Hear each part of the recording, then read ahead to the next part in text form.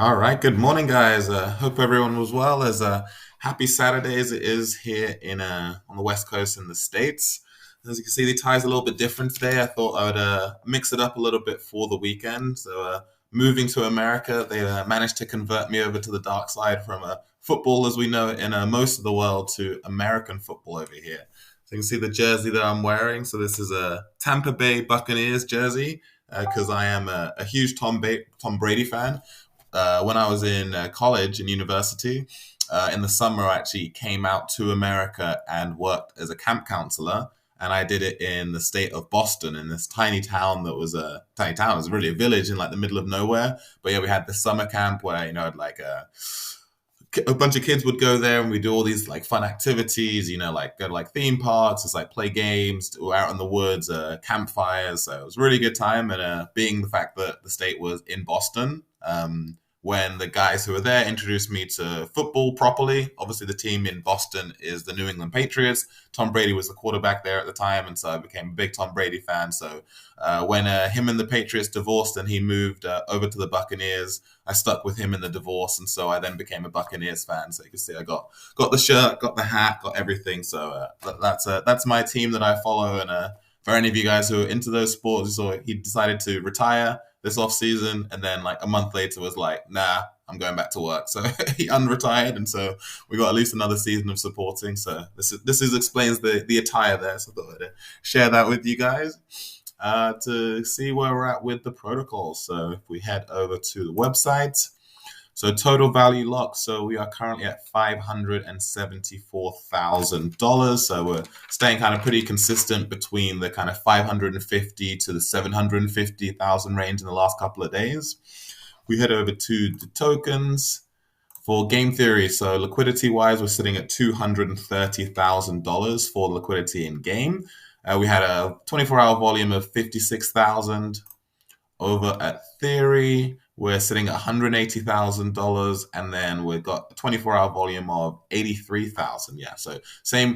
Those numbers have kind of been fluctuating from anything from like 160, 170,000 in liquidity up until I think the highest we've seen is $250,000 in liquidity.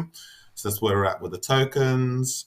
With the Treasury, so Treasury with no more NFT mints happening, the Treasury just kind of staying pretty steady. So we're at like between $23,000 and $24,000 in our Treasury in stable coins, and that's not including all the funds we have in our game tokens and our theory tokens. In terms of our social media channels, so our Discord is staying pretty steady. Like we've got 936 Discord members at the moment, and then our Twitter is like slowly creeping up. So I think we were just under 100 a few days ago. We're at 115 Twitter followers now, so that's jumping up, and that's going to be increasing as we really launch our full-on marketing campaign starting from next week. NFTs wise, so like we know all the Gen Zero bronze NFTs are already fully minted, and the goal is for at the start of next week is to have the Gen One bronze NFTs get released, so people will be able to mint those and get their Gen One NFTs. In terms of the TVL list, so that's staying pretty steady. So we are currently ranked as number 28 on the list there. So we're just behind Zoom Finance, Hamster Money, Arctic Fox. Our first big goal is to break the $1 million club. So that puts us at number 25, just behind Apex Finance. And then slowly over time, work our way up through the list, past all of these different protocols up until we eventually get to the number one spot and take down Tomb Finance and DeFi Kingdoms themselves. So that's our goal. This list is out there for any of you guys that want to track that yourselves. Cool. So in terms of updates of things that have been going on, yeah, we had a busy day yesterday. For you guys following the announcements, you see that Sweetie posted about the allocations. So we had a meeting with some of our like largest shareholders to consult with them, and so what we decided to do was do things very differently to how all the other Tomb forks do them. So in the docs, you would have seen that there's a treasury allocation of theory tokens that goes into the treasury, and there's a developer allocation that goes to the developers. Generally, that allocation would go all to the developers. But for the long-term health of the protocol, what we decided to do was to split up that amount into much smaller chunks than would typically be allocated to a founder and developer like Sweetie. And so the allocations we currently have is of that amount that's listed in the documents, which is just over 25,000 theory. 5% of that is going to our founder, Sweetie. 5% of that is going to myself. 2.5% of that is going to our head of marketing. 2.5% of that is going to our security analyst. So that takes up 15%. And there's 85% of that allocation that's still there. That's going to be split up as we increase the size of the team, as we add more core team members. They would get paid out of that allocation. And then everything that's left over, that would be going into the Treasury to bolster our Treasury funds. The reason why we did that is because that's how much belief that we have in the long-term health of the protocol. And so we want as much funds as possible to be available to be able to support the protocol's growth over the long term. We have so many exciting things on our roadmap. We really think that this is going to be a protocol that's going to make huge waves in the DeFi space, huge waves in the Phantom ecosystem. And so we want to set everything up to be for the long term for the benefit of our shareholders. So that's why we decided to do that. That's all posted in our announcements if you want to have a look at that. In terms of, and also speaking on that, so with developers, so like I spoke about, we're in advanced talks with bringing on board developers to redesign the website, and we're very actively looking for blockchain developers to help us speed up our roadmap because there are a lot of things that we want to get done. So if anyone's out there that knows of any blockchain developers or can recommend any, please let any of the core team members know because we're actively looking to bring on board more team members to help us with the growth.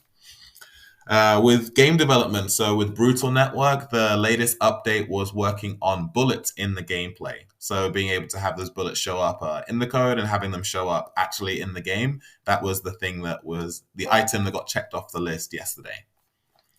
The next thing we're working on is Snapshot Voting. So I've seen there's been a couple different votes in the announcements, and we're going to just formalize that next week by getting a snapshot set up. So there'll just be a link. People can just hop onto that link. They can cast their vote, and it'll be a little bit more formal.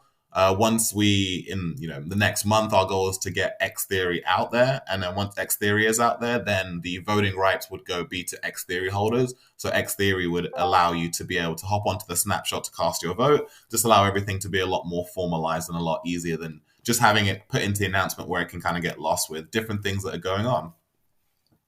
The other feature that's coming is the merge functionality for NFTs on the website. Rather than having to do it on Phantom Scan, the merge button, we're looking to have that come online around the same time that our Gen 1 NFTs get released to be minted. The other thing, so from a marketing perspective, so we've hired someone who's going to be doing some graphics for us. So we're getting some infographics made as well as some other general marketing material. So you're going to see that kind of manifest itself over the next week or two. And it's going to be really good to have the different strategies that you could go through just in a nice, easy to consume way. And that'll get posted onto the Discord, onto the documents, that you'll be able to see that everywhere. We're also looking at doing some partner AMAs. So when we have those formalized, and we're going to be announcing those to you guys just so we can give an opportunity to expand the reach of the community, let people know more about us. So that's something that we're actively looking into. We've decided to make we've got a lot of very exciting things coming up on our roadmap. One of the things that we are doing to help support the price of game long term is that now every NFT mint, 10% of every minting fee is going to automatically go to buying and burning game. So that means that there's going to be a consistent stream of revenue that's going to be going towards burning game to help support the peg over time. So every mint doesn't matter like what price, 10% of that is automatically going to go to buy and burn game tokens. In terms of our treasury investment, so we got an update from that. So we decided to make our first treasury investment in DeFi Kingdom's expansion from Harmony to their own subnet based on the Avalanche chain, and they had their expansion of Crystal Vale. And so far, that's been really productive. So if we head over to our account, so we took $5,000 and we staked it into the XJoule liquidity pool for Crystal Vale. And as you can see, so far, our locking mechanisms were inspired by them. So far in terms of rewards, it's 53 that are unlocked, 1,000 that are locked rewards. So far I think it's only been 3 days. 3 days, we've got $1,100 total in terms of rewards. So this is a longer term investment because of the locking schedule. So we're looking at least about a 6-month time frame before we are looking to compound or claim any of those funds. But $1,100 so far, and that's not including any of the appreciation we have from the Joule token. So we're already getting a great return from our investment in Joule. And the final list on the developments is that the next innovational thing we're going to be adding to the protocol when on our list is we're going to be introducing an arcade game. So the whole concept of game theory just fits in perfectly with what it is that we're doing. And so the way these arcade games are going to work is that, or the specific arcade game is that the fee to play will be one game, and you play the game, and then there's going to be everyone's scores are just going to be put, anyone who's played their score will be posted onto the game, and then whoever gets the high score, they would get the prize pool. And then what would happen is that as people continue to play, all of those fees that would be going, 20% of the fees would be going into the prize pool, and then every time that someone is able to break the high score, they would get 50% of everything that's in the prize pool. So the bigger the high score is, the more people that play that aren't able to break it, the bigger that reward pool is going to get. So it means that as more people play, the high score incentive is going to go up and up and up and up. I'm sure for most people in our community, they're very competitive. I'm very competitive. If I see a high score, it's like, oh, I want to try and break that. So the game is going to be really fun. It's going to add a lot of like fun, friendly competition into our community. And given the fact that the price to play is only going to be one game, it means that the barrier to entry is absolutely tiny. So it doesn't matter whether you're a massive whale or whether you're come from a third world country. It's like everyone's going to be able to play the arcade game, and 80% of the one game price to pay is going to automatically go to burning, is going to automatically get burnt because the fee is in game. So it means that that's another mechanism that's going to help us to support the peg over long term, or like have a really cool game for the community to play and create some friendly and fun competition within the community as who's going to have that high score. I'm sure there's going to be a lot of bragging rights, especially if that person's able to stay at the stay at the high score for a long period of time. As I'm sure that person won't be quiet in the Discord, and we'll get to see who the real gamers are in the community who can camp out on that leaderboard. We might even add some more incentives on who can, if someone can stay on top on the highest score for a longest period of time. But yeah, there's lots of stuff we're going to do with it, and we're going to make it really fun and really add a lot of community element to game theory by having this arcade game. So it's something that we're really excited about as the development gets closer to launching. In terms of the details of the specific game and how it works, we'll be sharing more information with the community, but that's something that we're excited about to add onto the roadmap. All right, and then in terms of questions, just a couple that we had on there.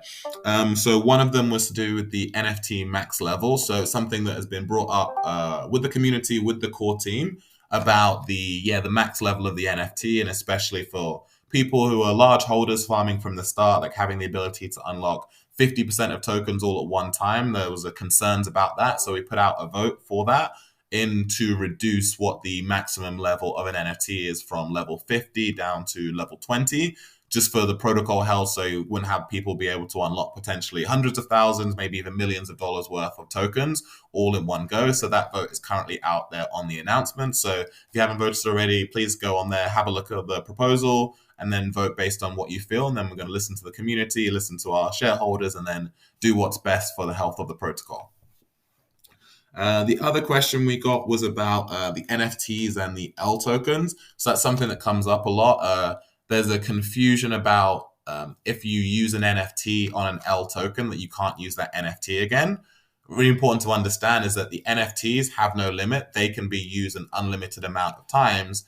It's about the L tokens themselves. So for example, if you had 100 L tokens in your wallet, you had, say the max level of the NFT is now 20. So you had a level 20 NFT, you had 100 L tokens. You use your NFT on those 100 L tokens. That means that you would unlock 20 of them. So you would now have 20 theory tokens, and you would now have remaining 80 L theory tokens. Now, those 80 L theory tokens, think of them as all these L tokens having a button on them. Those 80 L theory tokens will now have had that button pressed by an NFT. And it means that once the button has been pressed, it can never be pressed again. So those 80 L theory tokens, nothing else can happen to them that would allow them to be unlocked from an NFT. There'll be game mechanics that will come in later in place, but that button has been pressed and has been pressed forever. So those 80 L theory tokens would then start to unlock 365 days after the launch of the farm, which would be in March of 2023. And then from that period, they would unlock over the course of a year. So the NFTs have no limit. They can be used an unlimited amount of times. any L tokens that have not had an NFT used on them, you can use your NFT on them. But once an L token has had an NFT used on it, think of it that there's a button. Once that button has been pressed on that L token, it can only be pressed one time, and then that's it. So if you are farming more tokens and you have fresh L tokens that button has never been pressed, you can use your NFT on all of those types of tokens. So hopefully that clears that up and that makes it make a little bit more sense. Cool. All right, so that's everything that we got for today there, guys. I hope everyone has an awesome weekend. We're really excited about the things we've got coming up and the updates. If anyone has any contacts of any developers, please let us know, because that's really going to allow us to speed up our development and add more items we've got on our roadmap. All right, guys, have an awesome weekend.